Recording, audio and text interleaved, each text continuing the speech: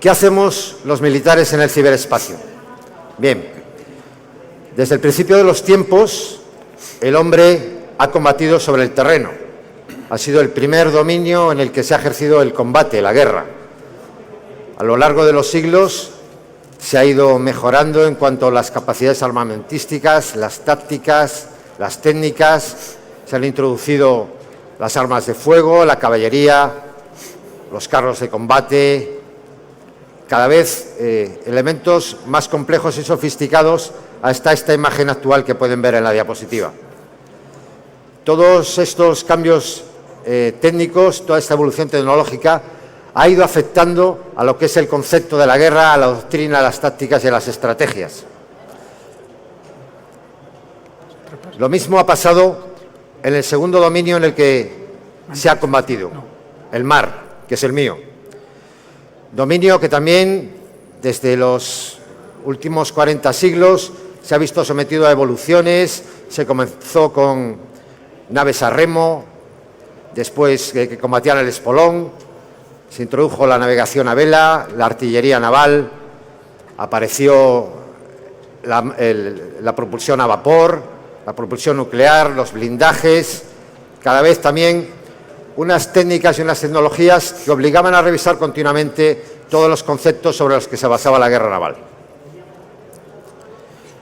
En el aire ocurrió lo mismo, pero mucho más tarde. Hay que esperar prácticamente hasta el siglo XIX para que el aire intervenga en los conflictos, y primeramente lo hace simplemente desde globos aerostáticos, desde los que se aumentaba la capacidad de visión de los generales en los campos de batalla.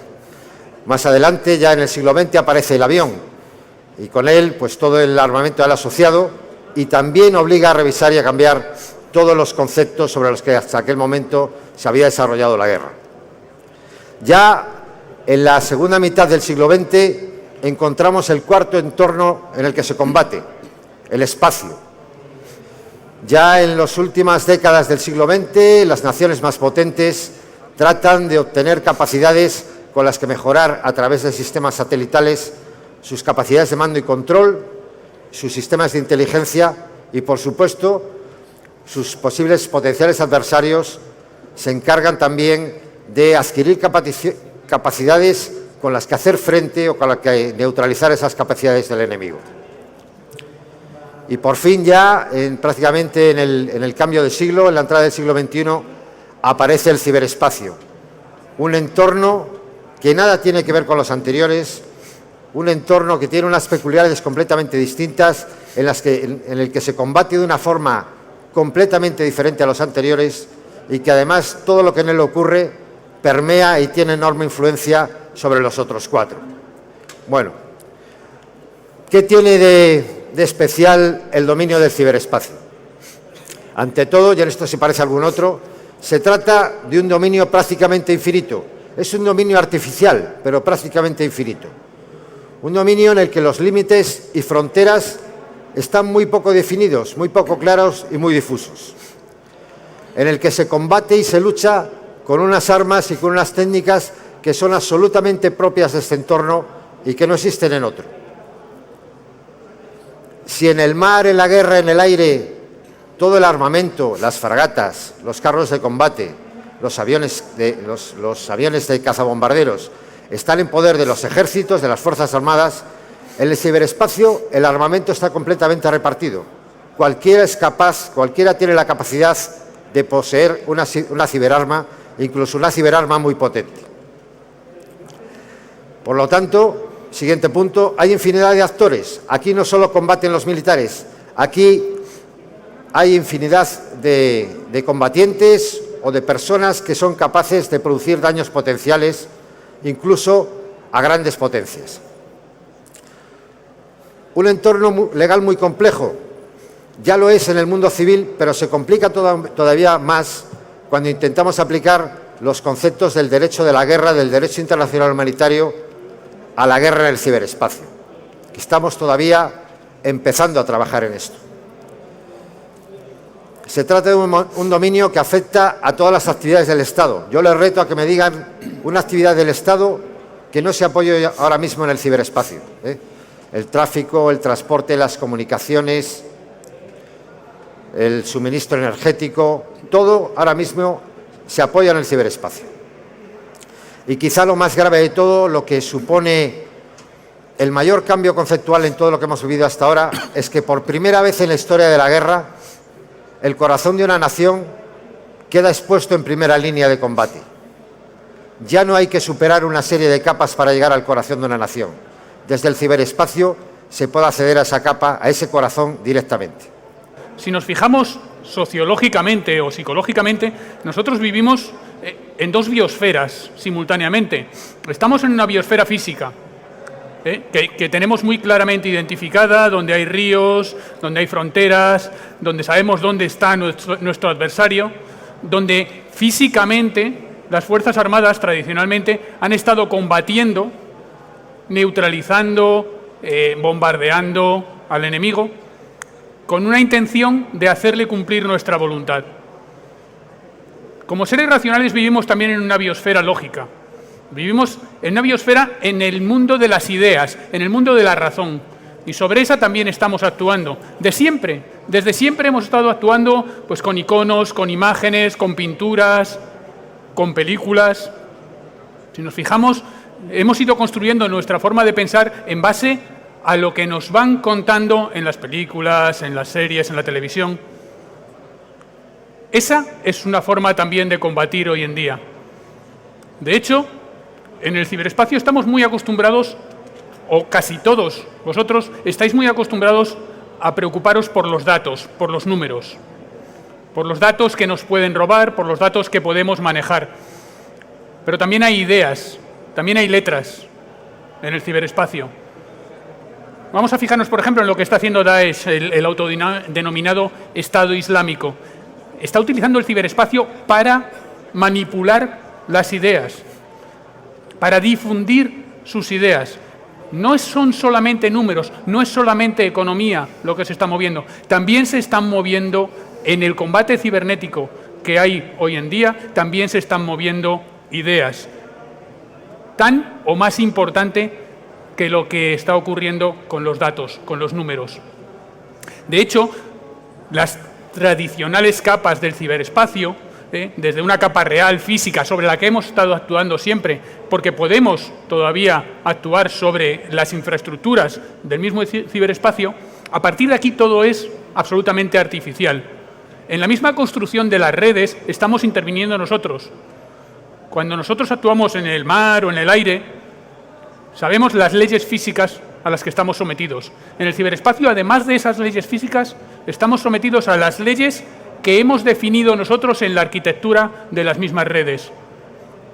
La información que ponemos en el ciberespacio, la moneda de cambio, de alguna manera.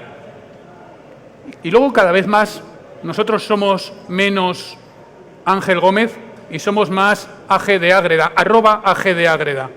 Cada vez somos más nuestros avatares. Nuestros avatares son cada vez más reales. Porque incluso en la forma de relacionarnos está cambiando el ciberespacio.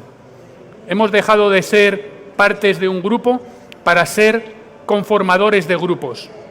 Cada vez somos más, socializamos más en función de nuestros intereses. No estamos sometidos a la uniformidad, a la tiranía del grupo en el que vivimos, sino que podemos configurar los grupos por nosotros mismos.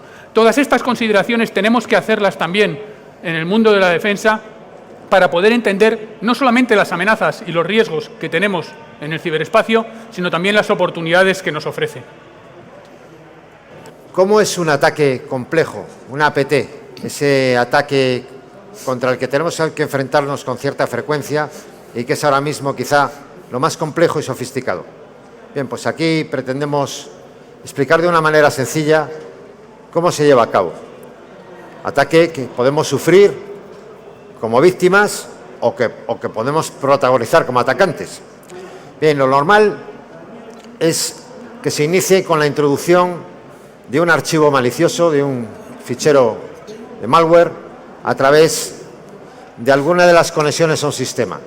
La forma más tradicional, la forma más habitual, es que esta inserción se haga bien a través de correo electrónico, por técnicas de ingeniería social, mediante phishing, spear phishing, o bien mediante un pendrive que lleve el bicho dentro. Normalmente, por esa manera, se accede a la intranet de una organización mediante diversas técnicas, que no voy a entrar en ellas, pues es posible hacer una escalada de privilegios, obtener privilegios de administrador de un sistema, ganar cada vez más capacidad de obtener información e extraerla, extraer lo que es la topología de red, extraer vulnerabilidades que puedan ser explotadas y que se devuelven al originador, al atacante, que ya es capaz de tomar el mando y control de ese sistema en remoto. A partir de ahí ya se desarrollan herramientas específicas hechas a medida para atacar un sistema en concreto. En este caso, pues tenemos un sistema SCADA tratando de recrear pues lo que pasó con las centrifugadoras para el enriquecimiento de uranio en la planta nuclear de Natanz, iraní. Lo que se hizo fue ir saltando hasta llegar a alterar el software asociado a los sistemas SCADA y además de tal manera que se enviaban sistemas de control en los que se decía que el sistema estaba ok, que estaba en condiciones perfectas, a pesar de que no era así, lo cual producía el efecto de que las centrifugadoras se excedían sin revoluciones, sin nada que controlara su velocidad y acababan destruyéndose físicamente.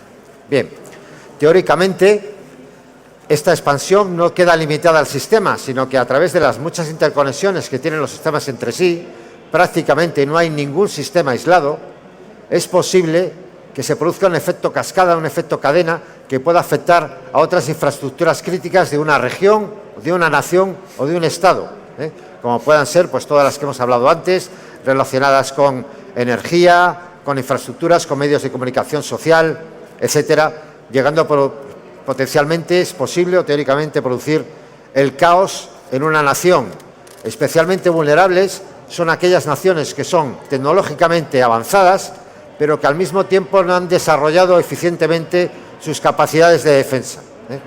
Y España está cerca de ser una de esas naciones, porque dependemos cada vez más de todas las tecnologías, pero tampoco estamos en la avanzadilla, en la punta de lanza de las naciones que más creen y que más confían en la ciberseguridad y la ciberdefensa, pero estamos haciendo muchas cosas para corregir esto.